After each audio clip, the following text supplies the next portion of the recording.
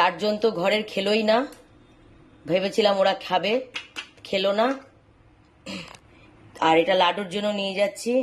Actually বলে না যে যারা বেশি খেতে পায় ভালো মন্দ তাদের এরকমই অবস্থা হয়।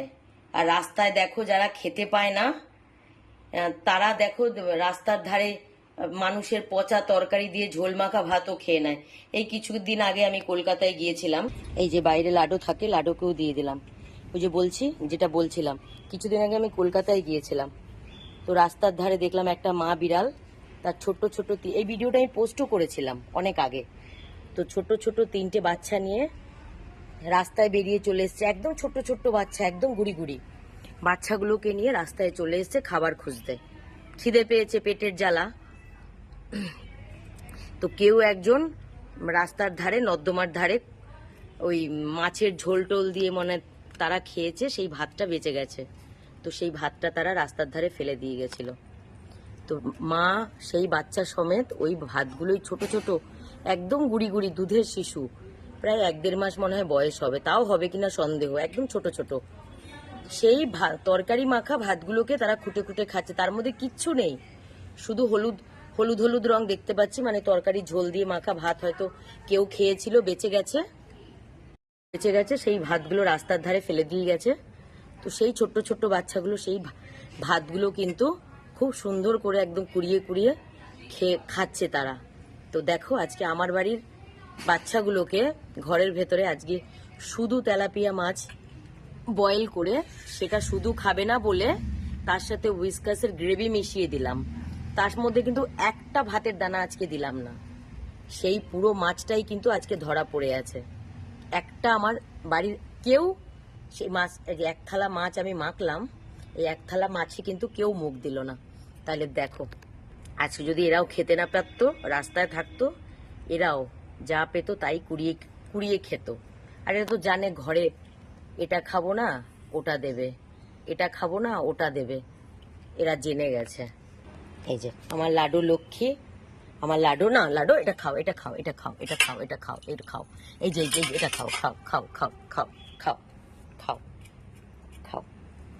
আমার লাডু লক্ষ্মী যা কো খেয়েছে, বাদবাকি ঘরে কেউ খায়নি, পুরোটাই ধরা পড়ে আছে। এই জন্যই তো আমার ওদের উপর রাগ হয়। দেখো আমার আগে যে বিড়ালগুলো ছিল, এই যে এই বাগানে তারা থাকতো বেশিরভাগ, আগের বছর এই সময় আমার এই বাগানটা পুরো ভরা থাকতো, 15-16 জন।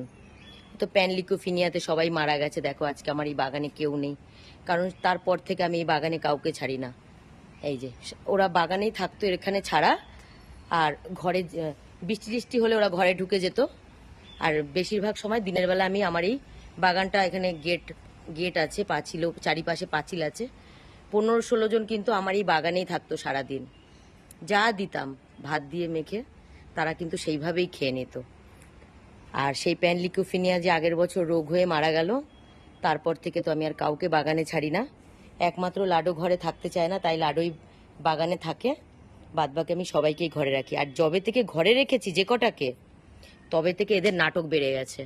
আগের বিড়ালগুলো আমার আমার আগের যারা ছিল আমার লক্ষ্মী ছিল, তারা এত, তাদের জন্য আমাকে খরচাও করতে হতো না। তাদের জন্য কোনোদিন আমি এই হুইস্কাসের গ্রেভি বলো, হুইস্কাসের ক্যাট ফুড, ডললোজের বিস্কিট, তারপরে এত দামি দামি মাছ আমি কোনোদিন আনতাম না তাদের আমার কাছে। তখন প্রথম যখন আমার বাড়িতে এরা এসছিল, এই যে এটা মিনুমায়ের প্রথম বাচ্চা, প্রথম 2 বছর আগে মিনুমাকে ওইখানে কেউ এর ভেতরে ফেলে দিয়ে গেছিল। তো মা সহ বাচ্চার 4 জন নিয়ে ওইখানে পড়েছিল গেটের কাছে। সেই কিন্তু প্রথম বাচ্চার মধ্যেই ও একজন, 2 জন আছে, ছোটু আর ও লাডো, আর 2 জন মারা গেছে। এরা আমার সেই লক্ষ্মী বাচ্চা ছিল। আমার কাছে তখন যেরকম জুটতো আমি সেই রকম ভাবেই কিন্তু ওদের ভাত মেখে দিতাম, চেটে পুটে সব খেয়ে নিত। আর এখন দেখো সবার নাটকের ওপর নাটক, বুঝতে পারছো তো? তবে যারা যত পায় তাদের তত নাটক বাড়ে, আর যারা রাস্তাঘাটে খেতে পায় না তাদের তুমি যা দেবে তারা ভক্তি করে তাই খাবে। আর এই যে এরা তো খেতে পায়, ভালো মন্দ খেতে দিচ্ছি, এটা খাবে না এটা দিচ্ছি, ওটা খাবে না ওটা দিচ্ছি, এই জন্য এদের এত নাটক। এই যে পুরো থালাতেই খাবারগুলো সব পড়ে আছে, কেউ খায়নি, কেউ খায়নি। আগে যে আমার 16 জন বাচ্চা ছিল, এই উইসকাসের এইসব তারা কোনোদিন চোখেই দেখেনি, কারণ এইসব সম্পর্কে আমি তখন কখনো জানতামই না। তারপর আবার দেখাচ্ছি, আরো দেখাচ্ছি, এই যে ডরলোজের বিস্কিট এদের জন্য এখন আনা হয়, তারা কোনোদিনও খায়নি, আমি নিজেই জানতাম না এইসব সম্পর্কে। আর এই যে সমস্ত বড় বড় জারে আমার বিস্কিট ভরা, বিস্কিট শেষ হওয়ার আগে আমি কিন্তু এনে রাখি, তাও আবার কি এখন উইসকাস আনি। আমার তখনকার আগের যারা ছিল তারা কিন্তু এত ভালো মন্দ খেতে পেত না, কারণ তখন বিড়াল সম্পর্কে আমার এত অভিজ্ঞতাই ছিল না, তাদের এত কিছু খাবার দাবার আমি এত কিছু জানতামও না। আমার ঘরে তখন যেরকম যা হতো, হ্যাঁ অবশ্যই আমি তখনও তাদের সিদ্ধই দিতাম, আমি কখনোই কাউকে মশলা দিয়ে তেল দিয়ে নুন দিয়ে কোনো খাবারই কোনোদিনই দিতাম না। এতটুকু জানতাম আমি যে কুকুর বিড়ালদের কখনো কোনো তেল মশলা নুন জাতীয় খাবার দেওয়া যায় না। কিন্তু এই যে এত দামি দামি জিনিস আমার আগের বিল্লু বাচ্চারা কিন্তু কোনো দিন তারা খায়নি, কোনো দিন তারা পায়নি। তারপরে এই যে এখন 1 মাসে আমার পুরো 2টো ক্যাট ফুডের বস্তা লাগে, একটা উইসকাসের লাগে 7 কেজি আর পিওর পেটের লাগে আমার 6 কেজি। আর আগে আমি এত বড় বস্তাও আনতাম না, আগে আমি ছোট ছোট যে ওই 2 কেজি 1 কেজির যে প্যাকেট প্রথম সেগুলো আনতাম, তারপরে ওই বস্তাগুলো আনতাম। কিন্তু সেই বস্তাগুলো আমার অনেক মাস যেত, অনেক মাস, কারণ তারা 2 বেলা পেট ভরে মাছ দিয়ে ভাত খেত, 2 থেকে 3 বেলা তারা পেট ভরে মাছ দিয়ে ভাত খেত, তাই তাদের ওই বিস্কিট অত প্রয়োজন হতো না। কিন্তু এখন আমার 7 কেজি আর 6 কেজি, 6 12 13 কেজি বিস্কিট আমার কিন্তু 1 মাসে শেষ। এই কদিন আগে আমি বিস্কিট আমার বাড়িতে এসেই দিয়ে যাই, এই কদিন আগেই আমি আনিয়েছি, দেখো। আর এই একটা ড্রামে পড়ে আছে, এই যেগুলো ডরলোজের এই ড্রামগুলো আমি সব দুটো মিক্স করে ড্রামে আমি ভরে রাখি। এই যে দেখো, এই একটা ড্রাম মাত্র বেঁচে আছে। আর এই যে দেখাচ্ছি, দেখি, সরো সরো, এই যে শেষ বিস্কিট কিন্তু শেষের পথে। এই যে এই আবার কয়েকদিনের মধ্যেই আমাকে আবার অর্ডার দিতে হবে আমার আগের বাচ্চাদের জন্য, আগের বাচ্চাদের। আর মেডিসিন দেখো, এই একটা জারে মেডিসিন ভরা, এই যে এটার মধ্যে মেডিসিন ভরা। আমার আগে 16 জন বাচ্চাকে কখনো তাদের কোনো মেডিসিন খাওয়াতে হয়নি, তাদের জন্য একটা মেডিসিনও কিনতে হয়নি। হ্যাঁ, বাইরে থাকতো, বাইরে থেকে অন্য বিড়ালরা আমার বাগানে আসতো, আমি তো তখন জানতাম না এত রোগ যে হয় এইসব সম্পর্কে। ওই অন্য বিড়ালও আসতো, তো আমার বিড়ালকে যখন আমি খেতে দিচ্ছি, আরো 2-4 জন আসবে, আমি কি তাদের খেতে দেব না? আমি তাদেরও খেতে দিতাম। আর আমার তখন এই সমস্ত বাচ্চারা বাগানে খাওয়া দাওয়া করতো, বাগানেই খাওয়াতো, মানে আগের বছর ঠিক এই সময় বাগানেই থাকতো, বাগানেই খেত।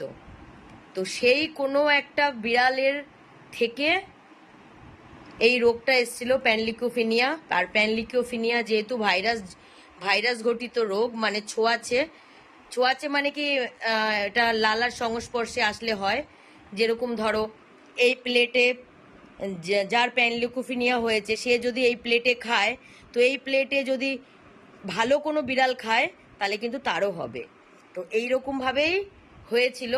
আমি যে বাগানে বাইরের বিড়ালদের খেতে দিতাম, কারণ আমি যেরকম আমার ঘরের বাচ্চাদের মায়া করতাম, আমি সেরকম কিন্তু বাইরের বাচ্চাদেরও দেখলে আমার খারাপ লাগতো। তারা যখন খিদের জ্বালায় আমার ঘরের সামনে আসতো, আমার বাগানে এসে বসে থাকতো, আমি তাদের কিন্তু খেতে দিতাম, এখনো দিই, কিন্তু তখন দিতাম।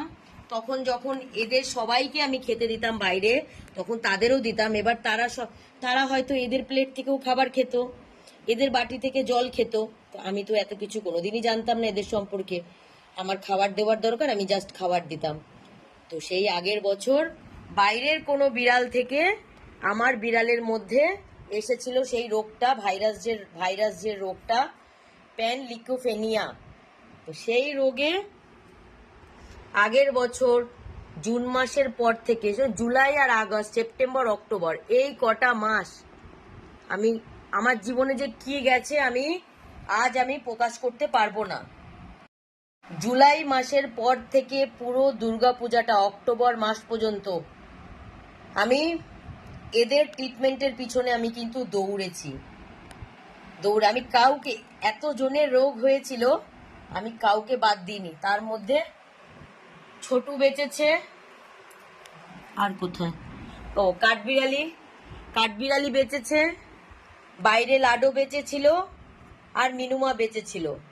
মাত্র এই 4 জন বেঁচেছিল, আর কেউ বাঁচে। মিনুমার কিছু হয়নি, মিনুমার ট্রিটমেন্ট করতে হয়নি, বাদ বাকি আমার প্রত্যেকের ট্রিটমেন্ট করতে হয়েছে। ছোটুর পুরো দুর্গাপূজাটাই আমাকে ট্রিটমেন্ট করতে হয়েছে। ছোটু সপ্তমীর দিন থেকে, দুর্গাপুজোর আগের বছরে সপ্তমীর দিন থেকে ছোটু অসুস্থ হয়ে পড়েছিল, মানে পটির জায়গা থেকে ব্লাড পড়ছিল। পুরো দুর্গাপুজোটা আমি ছোটুকে নিয়ে দৌড়েছি, ছোটুকে নিয়ে আমি ঘরে ছিলাম। মানে একমাত্র খালি রোগটা হয়নি, খালি একমাত্র মিনুমার, যে মিনুমাটা বাইরে থাকতো, যে মিনুমাটা আজ আমার কাছে নেই, আমায় ছেড়ে চলে গেছে, একমাত্র মিনুমাকে আমার কোনো ট্রিটমেন্ট করতে হয়নি। বাদ বাকি ওই সিজনে প্রত্যেকের আমার বাড়িতে প্যানলিকুফিনিয়া হয়েছিল। তখন তো তুলোরা ছিল না, তুলোরা ছোট, তখন তুলোরা তো সবে এসছে আমার বাড়িতে। আর দেখেছো তো আজকে আমার বাগানে কেউ নেই, সেই প্যানলিকুফিনিয়াতে 13 জনই মারা গেছে। এই কজন বেঁচেছিল, এই যে ছোটু বেঁচেছিল, লাডো বেঁচেছিল, কাঠবিড়ালি বেঁচেছিল, মিনুমা বেঁচেছিল, মাত্র এই 4 জন বেঁচেছিল 16-17 জনের মধ্যে। তো এরা মা হয়েছে, এদের ছেলেপুলে এই যে ছানাপোনা হয়েছে, এই যে আবার। তো আমার বাড়িতে মোট 4টে মা বিড়াল ছিল, 4 জন, তার মধ্যে 2 জন মারা গেছে। মিনুমার প্রথম বাচ্চা ছিল, যে তার নাম ছিল তাগো, সে মারা গেছে প্যান্ডিকুফিনিয়ার সময়। সে ট্রিটমেন্ট করারও সুযোগ দেয়নি, জানি না সে কোথায় গিয়ে কোথায় চলে গেছে, কোথায় গিয়ে মরে গেছে আমি জানিও না। আর বাদ বাকি এখন এরা আছে। আগের বছর এই বর্ষার পরে আমার খুব খারাপ পুরো দুর্গাপুজোটা পর্যন্ত খুব খারাপ সময় গেছে। তো এই বছর আমি খুবই সাবধানতা অবলম্বন করেছি। আমি কাউকেই কখনো 1 মিনিটের জন্য, 1 সেকেন্ডের জন্য আমি বাগানে ছাড়ি না। তো এই বছর আমার রেজাল্ট দেখার পালা, যে এই বছর আমার প্রত্যেকটা বাচ্চা কেমন থাকে। এই প্যানলিকুফিনিয়া, এই রোগটা সাধারণত বর্ষার সিজন থেকেই আসে, মানে জুলাই, আগস্ট, সেপ্টেম্বর, অক্টোবর, এইরকমই সময় এই প্যানলিকুফিনিয়া রোগটা কিন্তু আসে। তো এবছর তো আমি খুবই সাবধান। ওরা বাগানে যেতে খুব পছন্দ করে, বাগানে যেতে খুবই চায়, বাট আমি কাউকে ছাড়ি না বাগানে। কারণ 1 বছর আগে যেভাবে আমি ওদের পিছনে টাকা খরচা করেছি, যেই পরিমাণ, ছোট থেকে বড় যে যতক্ষণ বেঁচে ছিল আমি তার ট্রিটমেন্ট ততক্ষণ চালিয়েছি।